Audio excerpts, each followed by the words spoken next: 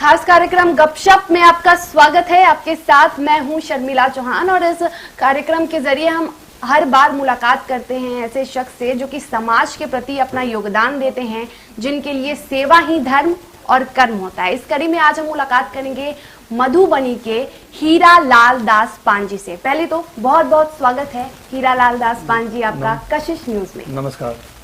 और हमें ये खबर मिली है कि आप बीजेपी से चुनाव लड़ने की तैयारी, विधानसभा चुनाव 2020 की तैयारी में जुटे हुए हैं और आप 1983 से समाज के प्रति अपना योगदान दे रहे हैं। पहले तो बताइए कि क्या तैयारियां हैं आपकी? मेरा तैयारी ये है जो चूंकि मैं 1983 से पार्टी का काम करते आ रहा हूँ, मतलब छात्र युवा से लेकर के अभी तक मैं प्रदेश कार्य समिति में अनुसूचित जाति मोर्चा के कार्यकारी सदस्य भी हैं जी। और मैं लंबे समय से एक पार्टी में काम करते आ रहा हूँ। साथ ही इसके आड़ में पंचायत स्तर का जो 2001 से चुनाव होता है जी, उसमें मैं पंचायत समिति बनते आ रहा हूँ और प्रमुख का चुनाव लड़ते आ रहा हूँ। मेरी पत्नी अभी प्रमुख हैं वर्तमान में, और मैं वर्तमान में पैक्स अध्यक्ष सह उप मुखिया हूँ अपने पंचायत का। मैं लंबे समय से जनता का सेवा करते आ रहा हूँ 2001 से लगातार, और मैं लगातार जीतते आ रहा हूँ और मैं 3 पोस्ट को होल्ड कर रहा हूँ। जनता का सेवा में मैं 24 घंटा लगा रहता हूँ। मेरा एक बाइक होता है मेरा, जिस बाइक पर मैं अकेले घूमता रहता हूँ और जनता का सेवा करता रहता हूँ। जनता का छोटा से छोटा काम, वृद्धा पेंशन, जाति प्रमाण पत्र, आवासीय प्रमाण पत्र, पारिवारिक लाभ, राशन कार्ड, आपको उसको लाभ, पारिवारिक लाभ दिलाना, कोई आपदा हो गया तो उसको सर्वदस या बाढ़ राहत का उसमें राहत दिलाते हैं।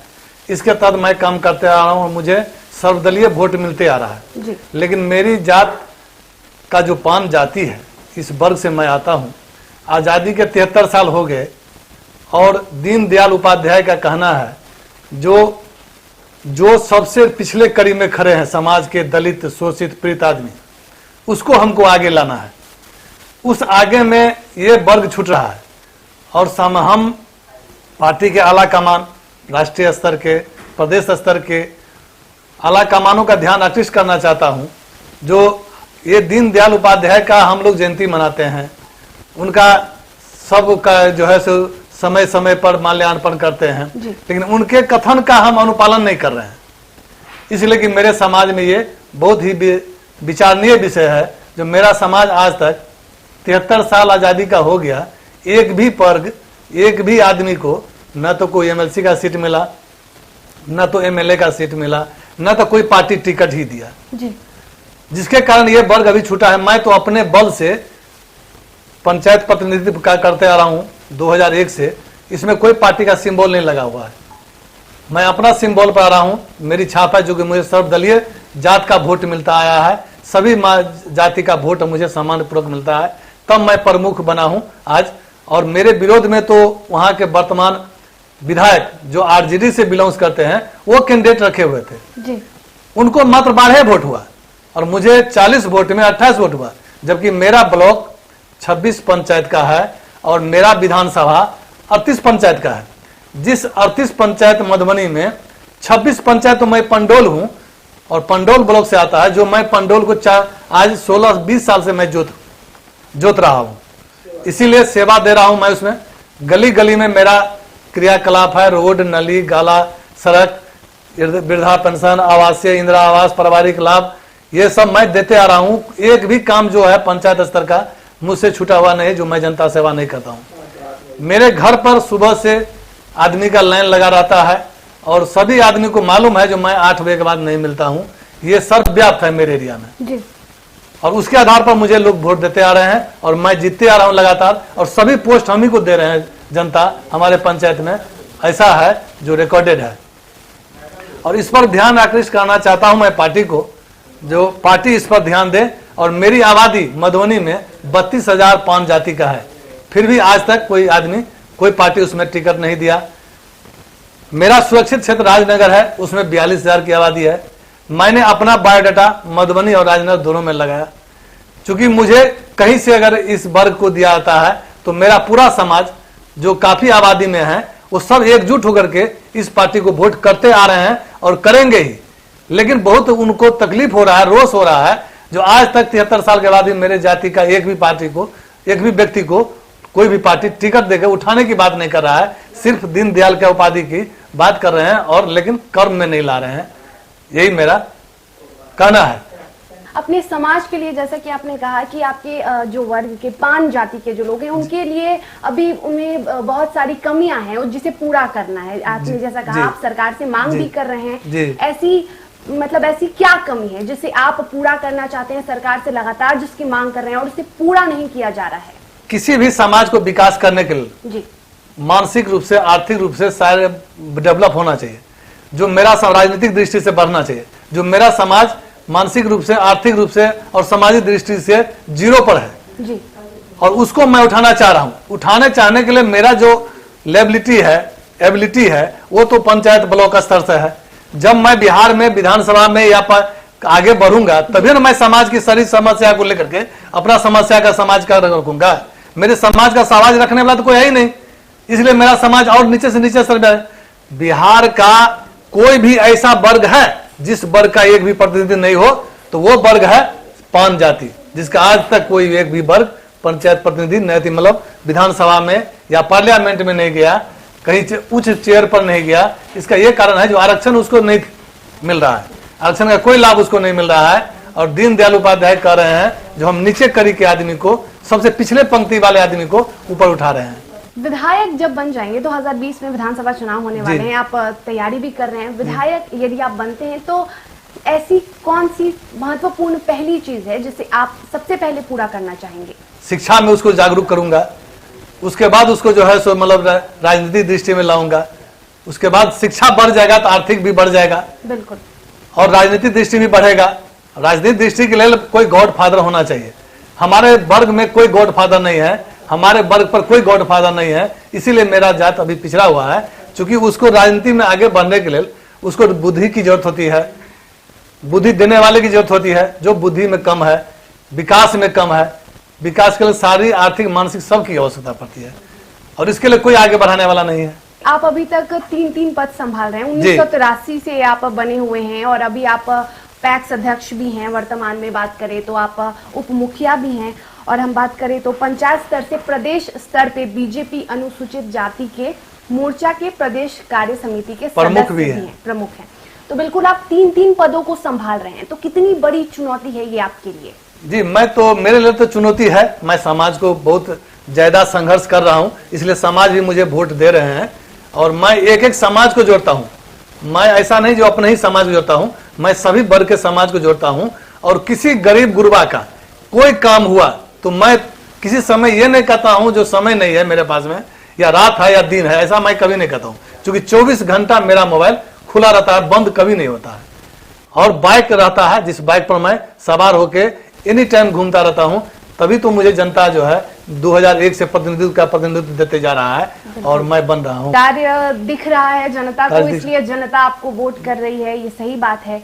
और आपके क्षेत्र में आपने जैसा कहा कि बहुत लोग हैं, आपके वर्ग के लोग हैं और आपके क्षेत्र के लोग हैं जो कि आर्थिक स्थिति से भी, आर्थिक हालात से भी जूझ रहे हैं। ऐसे में रोजगार को लेकर आप क्या करना चाहेंगे? हम लोग तो हम चाहते हैं जो हमारे क्षेत्र में लोहट चीनी मिल था, रैयाम चीनी मिल था, सकरी चीनी मिल था, पंडोल ग्लूकोज फैक्ट्री था, सूता मिल था, ये सब बंद पड़ा हुआ है।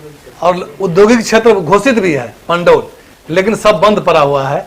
और इसमें लाखों का रोजगार होता था और लाखों परिवार उससे लाभान्वित होते थे, उसको रोजगार मिलती थी। आज बम्बई, दिल्ली, पंजाब नहीं जाना पड़ता था। लेकिन आज ये सभी चीनी मिल और औद्योगिक क्षेत्र के ग्लूकोज फैक्ट्री, सूता मिल सब बंद हो गया है, जिसके कारण अभी लोग बम्बई, दिल्ली भाग रहे हैं। और उसके चलते अभी लॉकडाउन में जो सब वापस आए हैं तो सभी को भूखमरी की समस्या बढ़ गई है। मेरा होगा जो मेरा बस सोचने विचारने का समय मुझे मिला और मुझे कहीं ये पद दिया गया तो मैं सबसे पहले तो उद्योग की बात करूंगा। जो मेरा क्षेत्र उद्योग हो, ताकि सभी आदमी उद्योग में लग जाए और धीरे धीरे बूंद बूंद से तालाब भरता है, लोग धीरे धीरे ऊपर उठेंगे और उनकी आर्थिक स्थिति ऊपर उठेगी। बिल्कुल, आप ये कह रहे हैं कि आप सबसे पहले रोजगार की कमी जो आपके क्षेत्र में बहुत ज्यादा है, 3-3 मिल हैं वो बंद पड़े हुए हैं, लोग पलायन को मजबूर है, तो इससे सबसे ज्यादा जो प्रभाव है वो पलायन रोकने पर पड़ेगा। पलायन रुक सकता है निश्चित। और आर्थिक अभी तक आप 1983 से जुड़े हुए हैं इस कार्य में, तो अब तक आपने ऐसी क्या कार्य किए हैं लोगों की आर्थिक सुधार के लिए? आर्थिक सुधार के लिए मैंने उन लोग को जो रोजगार के लिए जो है सो हम लोग का चलता था कुटीर उद्योग पान जाति का, उसके लिए हम व्यवस्था करवाए, कहीं कहीं कुटीर उद्योग के लिए लोन दिलवाए लोग से, किसानों को। किसान का जो प्रधानमंत्री वाला आता है योजना सब, उस सभी योजना को मैं, किसान सम्मान योजना, कृषि योजना, उसको जो है सो कहते हैं केसीसी लोन दिला के पर जो है सो आपको प्रधानमंत्री आवास को दिला के, ताकि घर तो हमारे जात में घर का बहुत कमी है और लोग गरीब हैं, इसलिए उसको प्रधानमंत्री आवास दिला के मैं अपने मधुबनी जिला के 21 ब्लॉक पड़ता है, 21 ब्लॉक में एज ए प्रमुख के नाते मैं अपने वर्ग का जहां तक हो सकता है मैं जा के उनका परिवी करवाता हूं, उनको इंदिरा आवास दिलाता हूं, उनको रोजगार दिलाने के लिए मैं जो है रोजी रोटी के लिए लोन बैंक में प्रयास करवाता हूं, केसीसी लोन दिलवाता हूं। जहां तक मेरा संभव होता है मैं करता ही रहता हूं, लेकिन मुझे तो उतना बड़ा पावर मिला नहीं। मैं एक ब्लॉक स्तर में सिमटा हुआ हूं, पंचायत स्तर में सिमटा हुआ हूं, इसीलिए आगे बढ़ेगा तो मैं उसको बिहार लेवल में उसको विकास कराने की बात करूंगा अधिकार मिलने पर।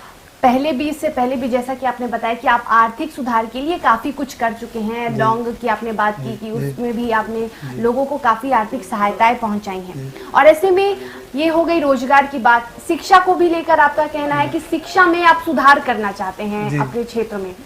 और चिकित्सा की बात करें तो वहाँ पे आपके क्षेत्र में चिकित्सा की हालत भी बहुत बदतर है, उसको लेकर क्या कहेंगे? जी, मैं चिकित्सा के लिए आपको बता दूं, जो 2016 से जब से मैं प्रमुख बना और मेरी पत्नी प्रमुख बनी, तब से जो मैं प्रमुख स्तर पर देखना शुरू किया, तो प्रमुख स्तर पर ब्लॉक का जितना भी ब्लॉक हॉस्पिटल है, हमारे यहाँ एक सब सेंटर हैं और एक मेन हॉस्पिटल है पंडोल पीएससी, मैं उनके लेकर के मैं आवाज उठ रहा और विधानसभा में भी क्वेश्चन भेजते रहा और यहाँ तक कि हाई कोर्ट में भी मैंने केस रिट किया, जिसका अभी आरडीडी कमिश्नर से भी जांच हुआ है।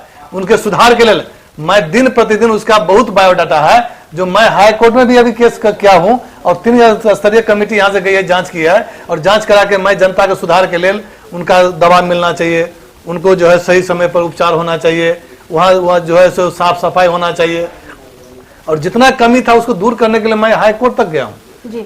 और प्रशासनिक स्तर पर तो मैं डीएम से लेकर के और कमिश्नर तक और मंत्री तक मैं भी गया हूँ, मेरा आवेदन है, सब है। तो मैंने काफी संघर्ष किया हूं और जो चक्का जाम भी करवाया हूं, हॉस्पिटल में कई बार धरना करवाया हूं सुधार करने के लिए, उस पर कुछ सुधार हुआ है। अभी हाल में आपको 3 तारीख को जांच हुआ है कमिश्नर का, जिसमें जांच रिपोर्ट गया है और डॉक्टर को वहां से हटाया गया है, दूसरे डॉक्टर को भेजा गया है विधि व्यवस्था के लेकर के, चूंकि कोई विधि व्यवस्था उसमें सुधार नहीं था इससे पहले। बिल्कुल, तो आपने शिक्षा की बात की, चिकित्सा की भी बात की, आपने कहा कि आप सुधार लाएंगे, बिल्कुल।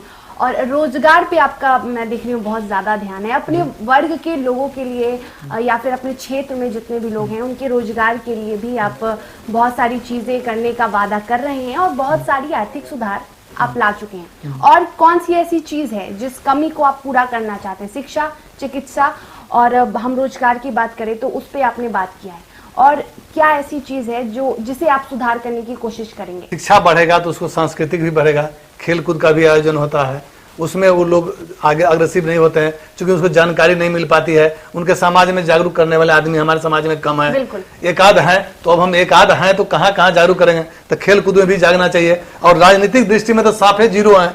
राजनीतिक दृष्टि नहीं होगा तो उसका जो है समस्या और समाधान नहीं हो सकता है, क्योंकि किसी भी समाज को बढ़ने के लिए राजनीतिक का हाथ होना अति आवश्यक है, ताकि उसको कहीं कोई परिवी की जरूरत होती है, मदद की जरूरत होती है, तो उसमें ऊपर वाला का हाथ रहता है तो उसका काम इजी से हो जाता है। हम लोग का समाज जाता है आता है, वो थक जाता है, गरीब है, मजदूरी करता है।